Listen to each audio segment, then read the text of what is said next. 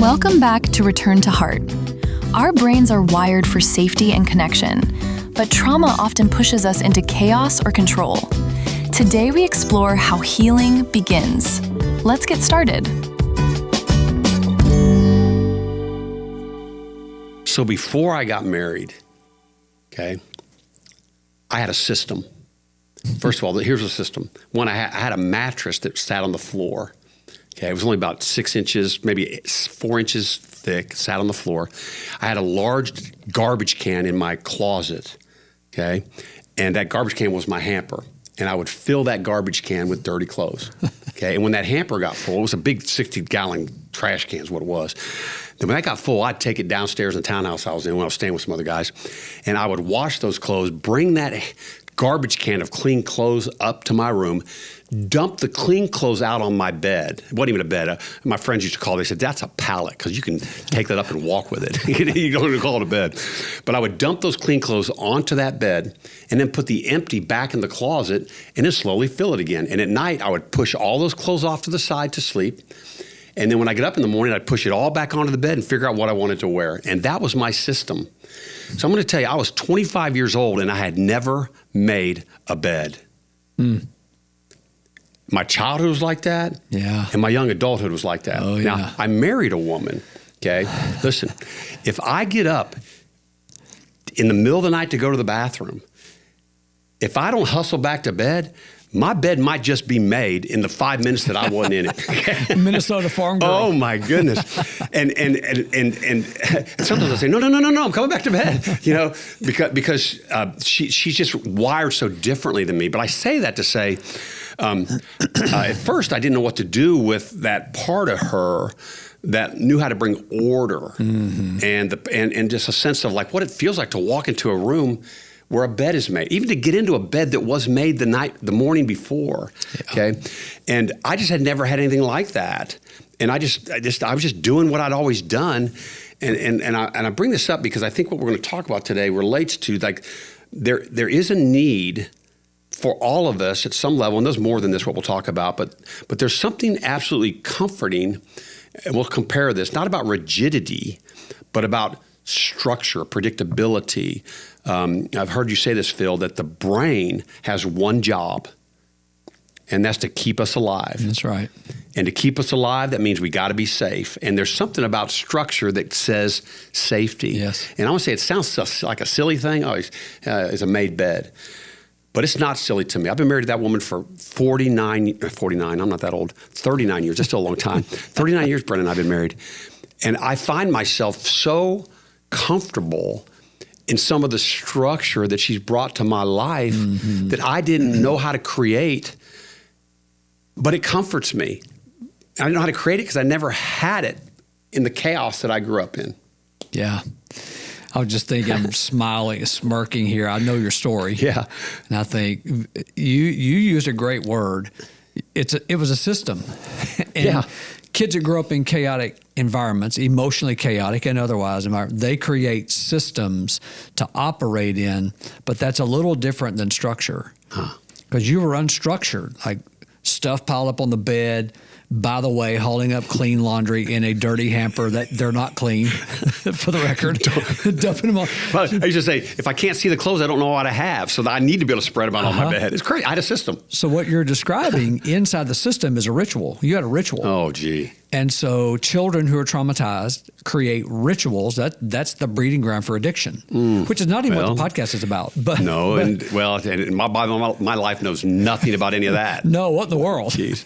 That's right. Oh, so just so you know, like you're right. Hey, you created a system. Say that again about ritual and addiction before we keep going. Yes, you created a system, and the system was made up of a ritual. Because what you walked through, you didn't do that once in a while. You did that every single time. You knew your ritual was my hamper, trash can, is full. I'm going to take it downstairs and wash it. And we'll put it back into the same dirty container I brought it down here in, take it up, put it on my bed, do my clothes, put it back in the closet. Like everything you lined out, you got that through reps. And yes, it's a system, but your system was made of a ritual designed to keep you safe. Oh, man. Because you come from a place, Jeff, like I said, I know your story intimately. You come from a place to where one slip of your system, you may be beaten, neglected, lied to, deprived from, withdrawn from. Like there's a lot, you had a lot riding on that system that became a ritual. A ritual is something I do that gives me comfort. We said this in a previous podcast, I think. If it didn't, it was an oversight. Dan Sumrock, who's a University of Tennessee medical school professor, he says that addiction ought to be called compulsive, ritualized comfort seeking.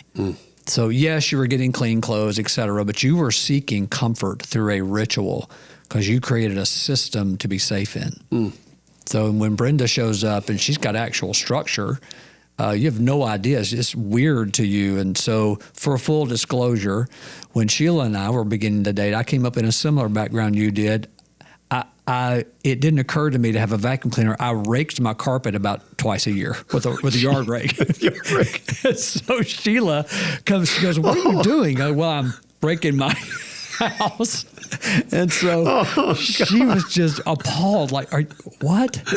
And so the first time my parents came to visit after we were dating, she literally came over with a basket full of stuff, and she came to the door like, "Hey," she's like, I'm cleaning this place up. I can't stand your parents coming and seeing this." Oh, my goodness. So isn't it crazy how we create two kids growing up in chaos, which is really our topic today, like chaos. So C.S. Lewis, and what I believe, that he's so brilliant and creative, I think maybe his most creative work was the Screwtape Letters. And in that letter, I'm going to paraphrase this, it's not verbatim as he wrote it, but he essentially said the senior demon says to the younger demon, "Hey, here's what you do. You take human beings' love of variety." What he's describing is the human brain loves stimulation. Like not many people talk about, "Oh man, I just so enjoyed that noonday sun," but they talk about sunrises and sunsets because they're far more beautiful than high noon sun, for instance. Yeah. And so the brain loves that kind of stimulation, new things, beautiful things, desirable things. Our brain loves that. And it loves the different variety of life, the four seasons, all those things. The brain loves it. But Lewis brilliantly had the senior demon say, make sure you take how their brain works to love stimulation and variety and make it a demand for novelty. And that's the movement from stimulation, which we're made for, to chaos. They may look the same on the outside, stimulation, chaos, but chaos is what you and I have been describing with our bachelor days. It's like kids coming from chaotic environments, that brain gets used to the chaos, and we create, your word, systems to get safe from that. So Dan Siegel pioneered interpersonality neurobiology, IPNB. And what his wording for that is, the traumatized brain moves from chaos to rigidity. We're made for stimulation and structure. What Brenda brought, what Sheila brought to me is structure. It's not rigidity. Didn't just have to be that way, but it's like, no, this is how you have a life that has organization to it. The organization doesn't run your life, but you run your life within an organization to where you're not in chaos all the time. That's what they brought to me and you that we didn't know we needed. We were just surviving. We called it just doing the clothes. Just cleaning the house. And so that's how we're so beautifully made. I love the way you lined that out. You said, hey, the first step to being alive is safety or protection, as the neuroscientists call it. So kind of our topic today is like, okay, lots of people out there might be identifying their version of what you and I outlined in how our bachelor years after leaving home kind of played out. So we're going to kind of create this, I guess it's a tetrad, this idea of made for stimulation in a structure, but we so often find ourselves in chaos and rigidity. We try to slam it shut and try to find a rigid way. That's very often in addiction, substance addiction or sex addiction, for instance. I'm just going to go cold turkey. I'm not going to do this. We try to rigidly make promises. I'm never doing it again. I'm going to create a new ritual. I'm not going to do this. And we try to rigidly live. And Jesus made the comment in John. He said, hey, you search the scriptures. Obviously, I'm paraphrasing. You search the scriptures because you're looking for rigid rules to let you know you're okay. But I'm telling you, you need the structure of relationship with me, not the rigid rules of the Pharisees.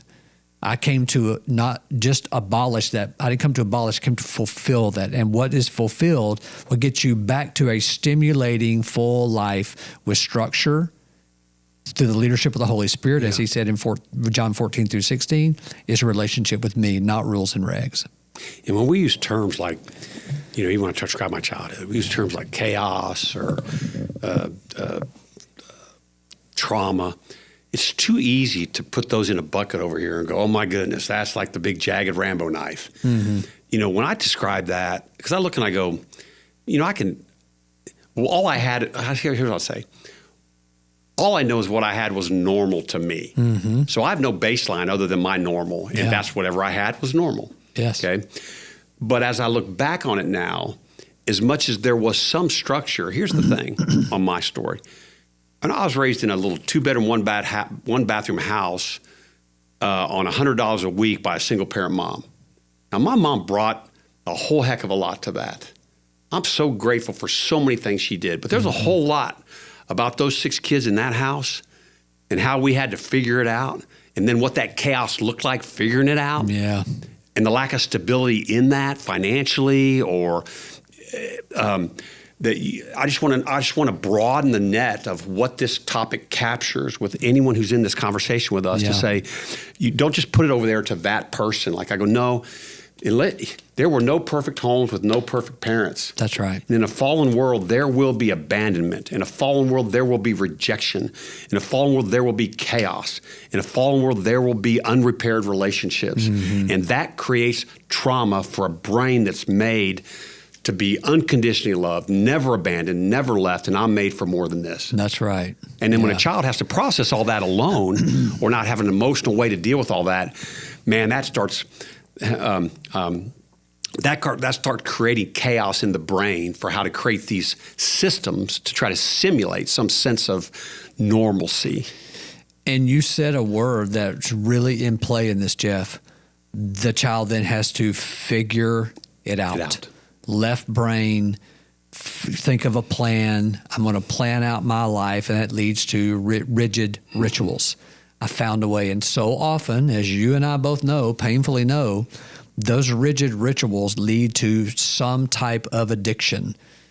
Sometimes I don't even think about them: rage, control, accomplishment, work, and then the ones that people ordinarily think about: drugs, sex, gambling, etc. So what you're outlining is beautiful in terms of, hey, broken world, imperfect, struggle, blame gets us nowhere, naming gets us a lot of places. But the bottom line is, when a child grows up in that bucket you're talking about, we go to that left side of the brain. We do our best to do away with the right side of the brain, and we start thinking our way through, thinking of a plan to survive this.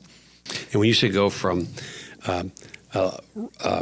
we go to the left side of the brain, that's where we leave the feeling part of our life and move to the rational part. Because if we had to look at what our life that's why we have to create a narrative about it that makes sense of it, to not have feelings about it. Because if I actually saw it for what it was and had to have feelings about it and then had a voice about it, well, that's how I get through it.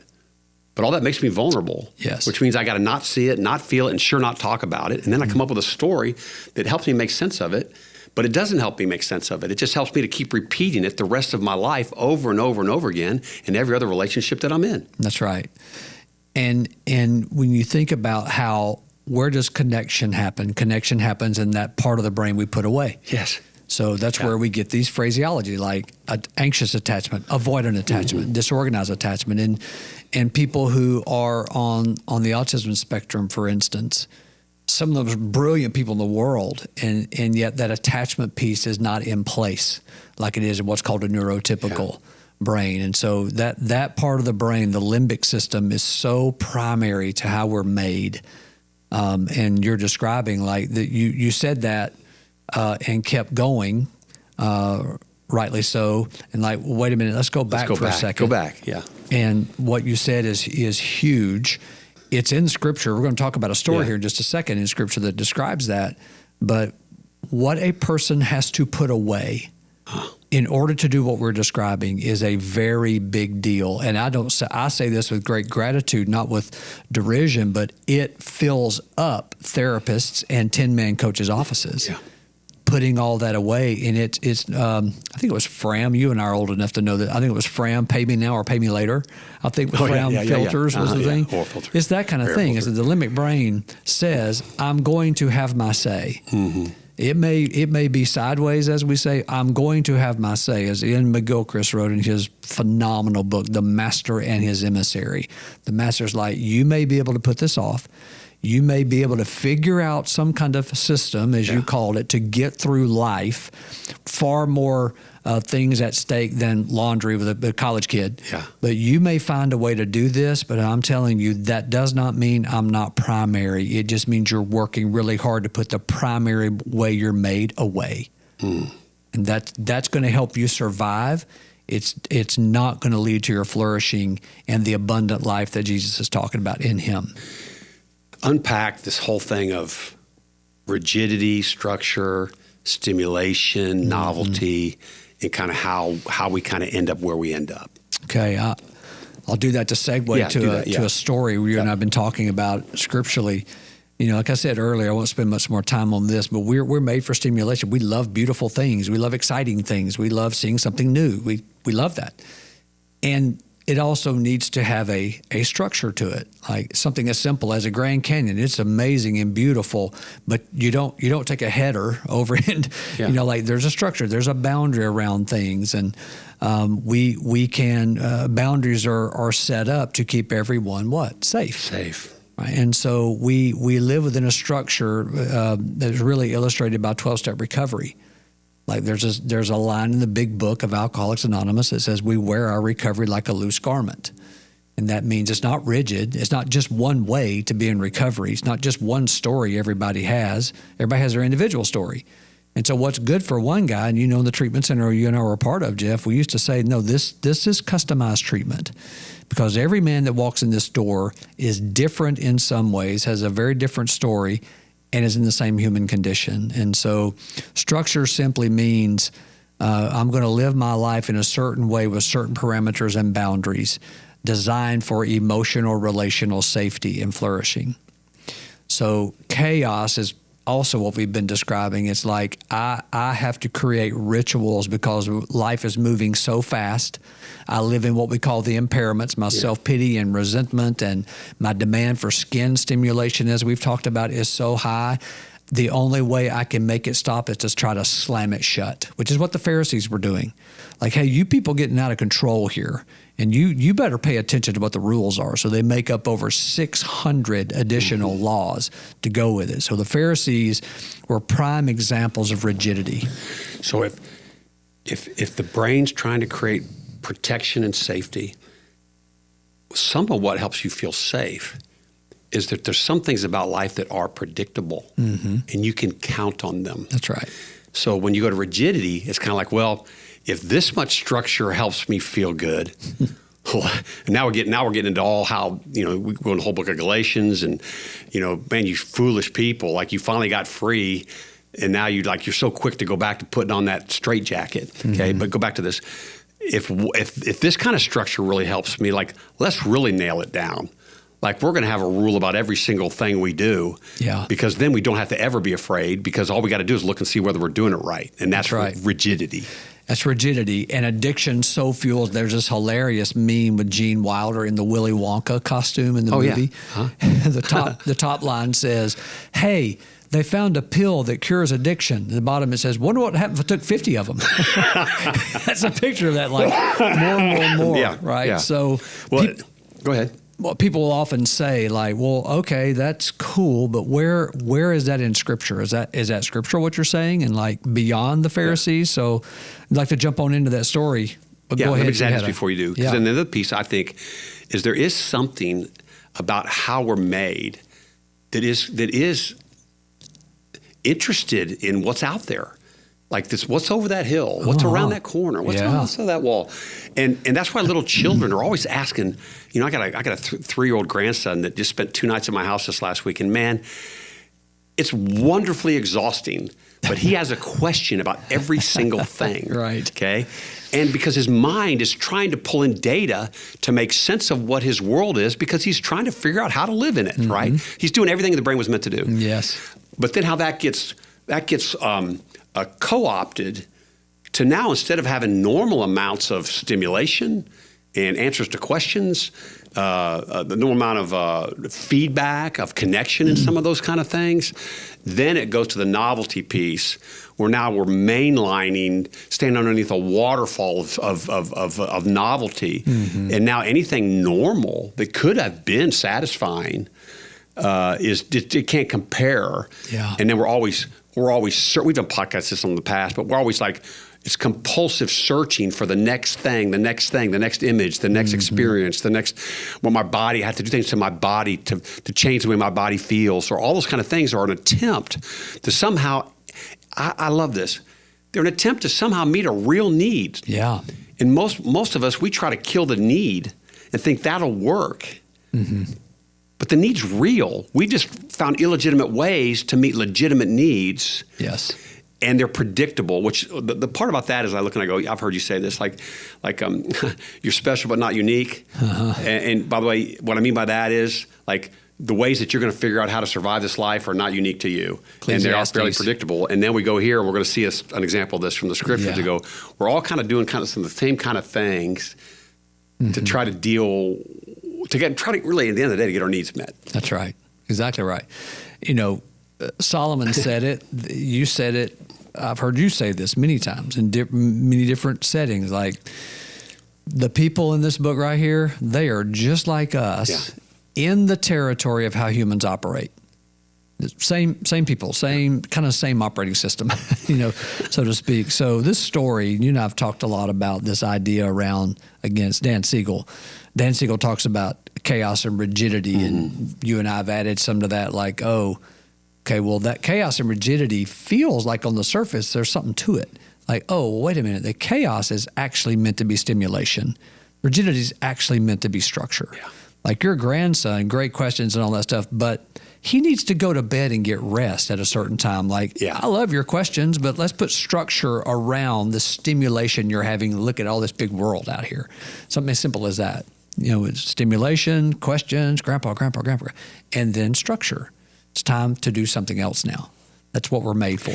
And that kid who doesn't have a bedtime, or if that kid can eat dinner running around the house with a hot dog hanging out of his mouth, if there's not you're going to sit down in a chair and we're going to eat. Yeah. If it's not, it's time for bed, and you know what? You're going to stay in bed this time. If there's not some predictability, ironically, that kid will look free to do whatever he wants, but that kid's going to be unbelievably insecure and not know who he is or where he is because he doesn't have any structure.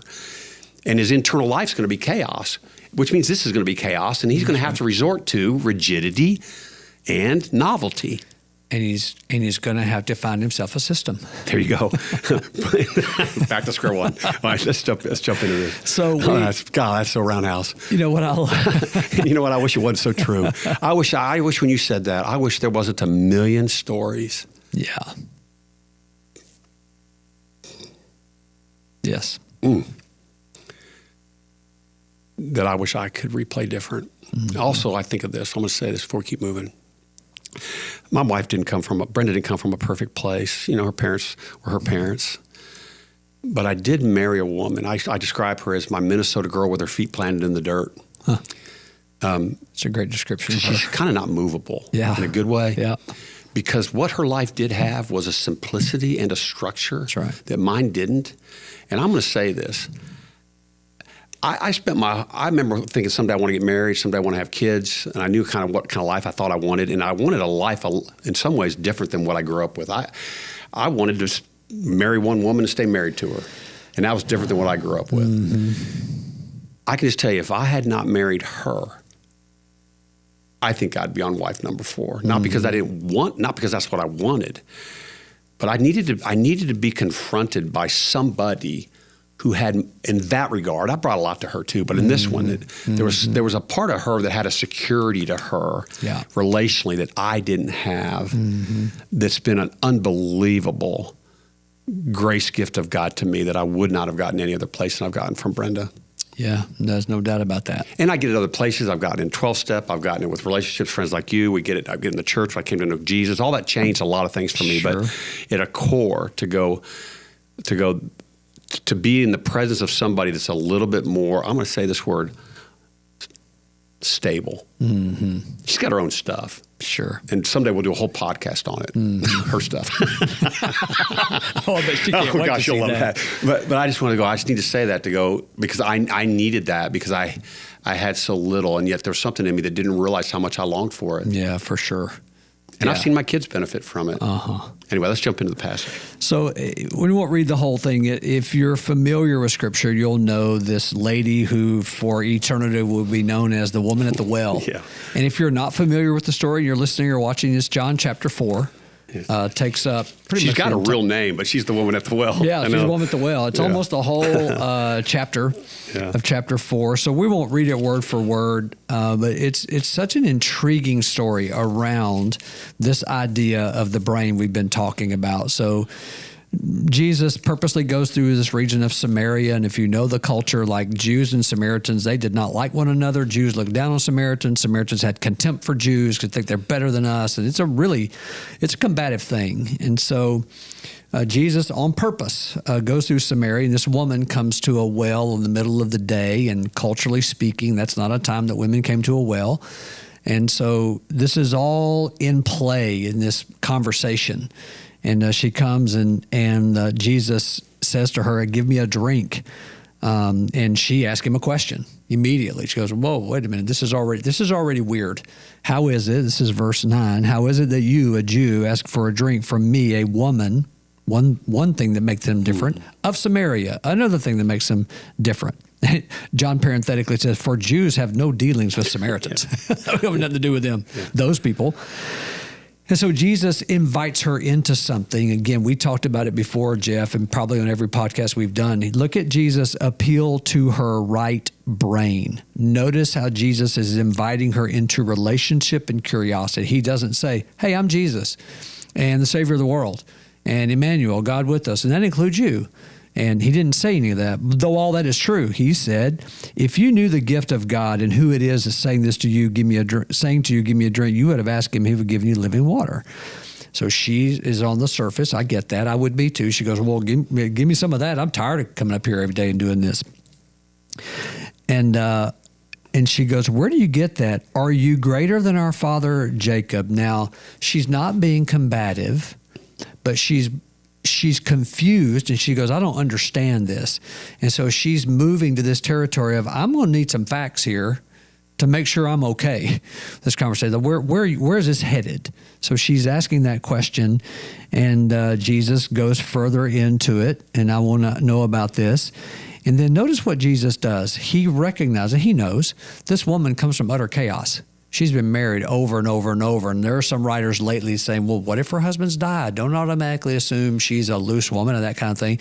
Whatever has happened, this woman has lived in chaos. Yeah. And she's at the well in the middle of the day. There's a reason she's at the well in the middle of the day, and it's not because that's the best time of the day to go. No, Yeah. That's right. So she's there for a reason. And so he invites her into her story. So I want you to notice that she comes from a chaotic place. And when he invites her into the story, she says, "Well, I have no husband." He said, Go tell your husband about this. I don't have one." He says, "That's right. For you've had 5 husbands, and the one you now have is not your husband. What you have said is true." He's inviting her into breaking open the story. Like, I know you've been in chaos. Your life is chaos. You're meeting me here in the middle of the day. You've had 5 husbands. Your life's in chaos. I want to be with you in this. And notice what she does. "I perceive you're a prophet. Our fathers worshipped on this mountain." Again, this has a cultural context, of course. On an anthropological level, just notice how she is moving into the facts and figures. She's not necessarily openly picking a fight, but she's saying, no, I can't get past this Samaritan Jew thing here. And so notice how Jesus invites, he's stimulating her brain, he's stimulating her thinking, he's stimulating her heart. Yeah, because what it looks like is, like, her elevator's on the top floor, and he keeps dropping it down, and then you watch her, like, hit the button and go back up to the top again. Yes, and he's that's trying right. to bring her down. And then she's going right back up here again. Yes. Now it's really left brain, right brain, but it's the elevation from the chest to the head. Anyway, keep going. No, that's great. I love the way you said that. Yeah. Like he's inviting her into more and she's going, no. So again, this is not classic chaos and rigidity, but kind of the reason you and I landed here is like it's all through Scripture how humans operate when they're invited into something that they can't control.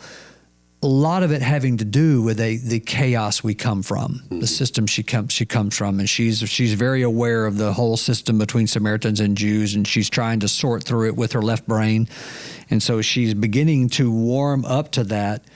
Verse 22, you worship what you do not know. We worship what we know, for salvation is from the Jews.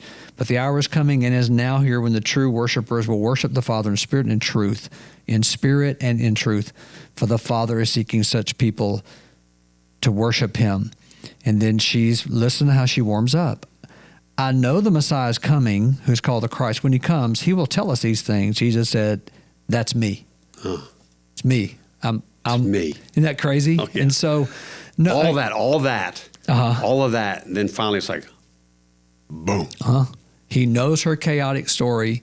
He's drawing her into inviting her into relationship. She's kind of moving around like, wait a minute, I'm going to need more guarantees. I'm going to need more facts, rigidity. I'm going to need more things I can cling on to so I can understand this and be okay with it. That's not sin.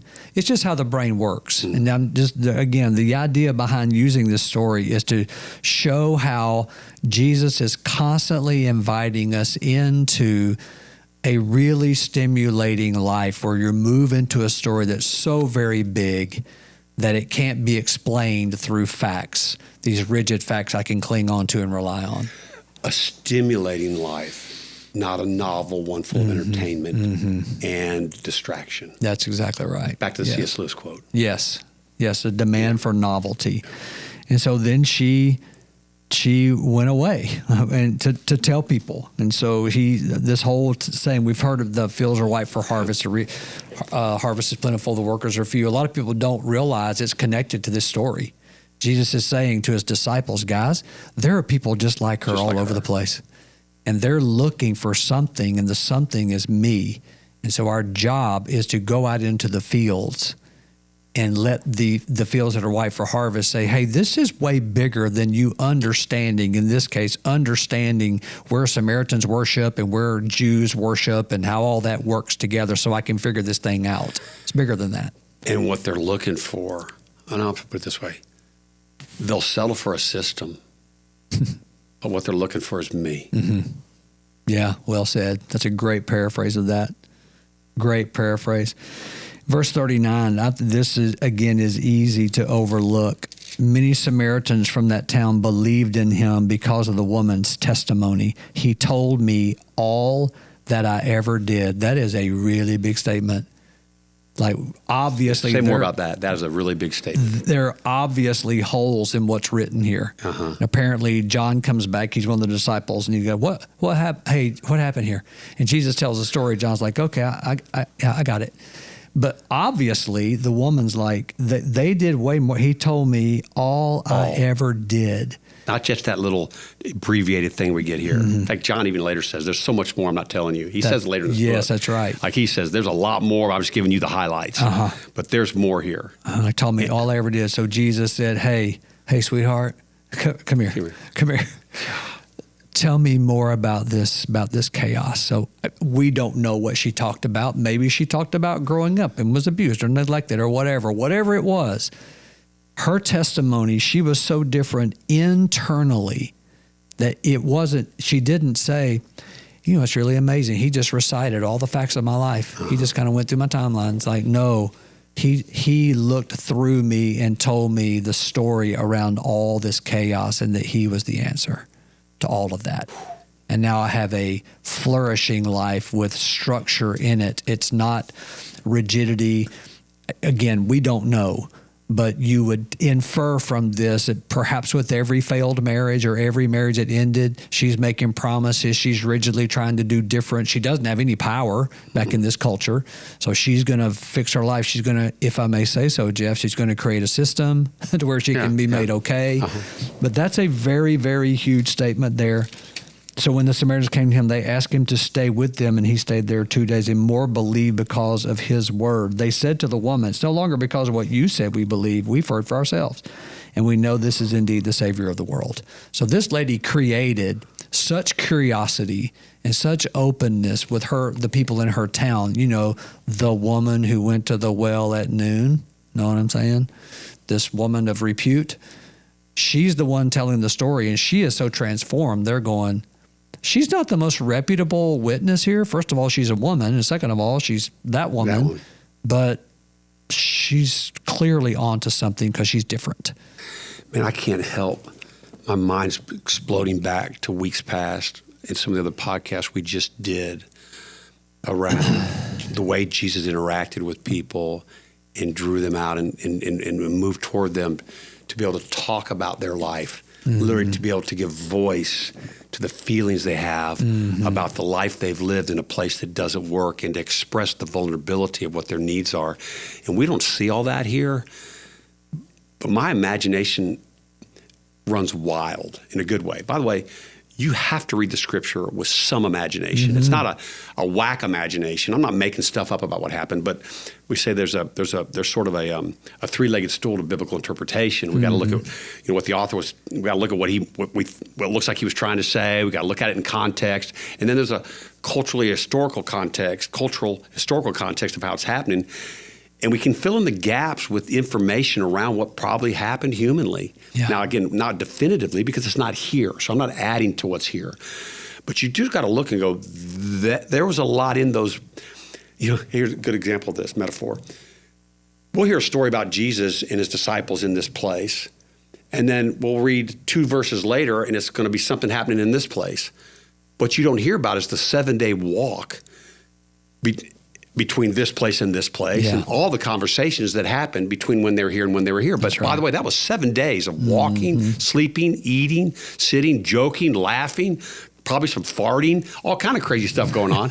And these guys were doing relationship. Yeah. And we have to fill in the gaps. I don't know what they said, except they were doing relationship. Yes. And because what I know about Jesus and the way he related to people, he's being consistently himself in all these relationships, which means how he's treating these people and what's attracting people to him. It's sort of the same stuff. Like what is it about you? I look at you and I'm looking at all I've always wanted. And I'm terrified of it at the same time. Right. That's right. God, but something tells me that you're who I'm looking for. And it's not the system, but it is a person. In fact, Jesus fulfilled all the systems and then showed up as the person. But anyway, I just think there's a creative thinking about this. Again, I'm so careful. People think, oh my gosh, they're trying to write the Bible. I'm not doing that. I am saying, though, these are huge. You said this one time, we talked about this. And I say, for me, this is true. When I began to give myself permission to be human, which really means I'm just not a logical, rational person. I'm a feeling, needing, longing, desiring person. I have feelings about my life that then I can try to make sense of. And I feel before I think. When that growth started happening, that gave me permission, or actually room, to let other people be human. And I'm telling you, then when I open up this Bible and I read these people, like they're human to me too. And then this thing becomes multidimensional that way. That's right. And that's what I mean when I'm saying all that. I think that's where these stories come alive. And we're going, well, Jesus was asking a left brain question, right brain. I go, no, Jesus made that woman. He knew everything about her design. He knew what an integrated life looked like and what a compartmentalized life looked like. And everything he was doing was inviting them to this word, wholeness. Yes. Completeness, maturity, coming back to yourself and what he made us to be, restored him, and it's so fascinating to me that even in these moments when we're watching Jesus with these people and he's interacting with them and he's actually the one that made them. Yeah. Yeah, that's when you just stop long enough to think about all of that. Because by him and through him were all things made. Nothing was made that was not made by him. You think, oh yeah, that's right. And here he is housed in a human body, I don't know, 5'8" worth or whatever, however his height was, with a nervous system and all that stuff. And here he is with both of those being true, the God of eternity and a Jewish man in a Jewish male human body having this conversation. And so we have to know that what he was doing was what God does because he's God. Yeah, he was doing humanness without impairment. Mm-hmm. If you just said there's a human operating system, yeah, there were no viruses in his operating system. That's right. Like it was functioning. It was literally functioning as ours was made to function. That's right. And so we'll kind of end there where we started. Yeah. Like the operating system, our operating system in our fallenness is figuring out a way through a system, whether it's dirty clothes or whatever it might be. That's our operating system. And she had a similar operating system because she's human. And so if you remember anything in this podcast, we started talking about, okay, a traumatized brain goes from chaos to rigidity. And just notice in the overall arc of the story how Jesus entered into her chaos and gave her a structure to live in. And the structure was dictated by and constructed by his love for her. And he told me everything about my own story. And so we leave the podcast today. You bet. It's important to remember how our operating system got the viruses in it and what we end up doing, as Lewis wrote. And when we remember people like the woman at the well, her name, as we know her, what Jesus did, he did not try to force her. No, you need stimulation and structure. He entered her chaos first. So when we can live with one another in that way in the body, then we're beginning to live in these transformed ways with one another. And that's transformation. Yes. I'll say this, we'll end. When Brenda's out of town, I don't make the bed exactly how she makes it. But you know what? I put the blanket up and I do put the pillows back. And it has some semblance of being made. Yes. Because I've really learned to value what that feels like to me. That's right. And now it's how you live. And my point is now it's how I live. Yeah. Right on. And I actually have hangers and I actually put stuff in a closet. Good ending. This is fun. All right. See you next week. Thanks again for joining us on Return to Heart. To access resources mentioned on this program or to find out more about Tin Man Ministries, please go to tinman.org.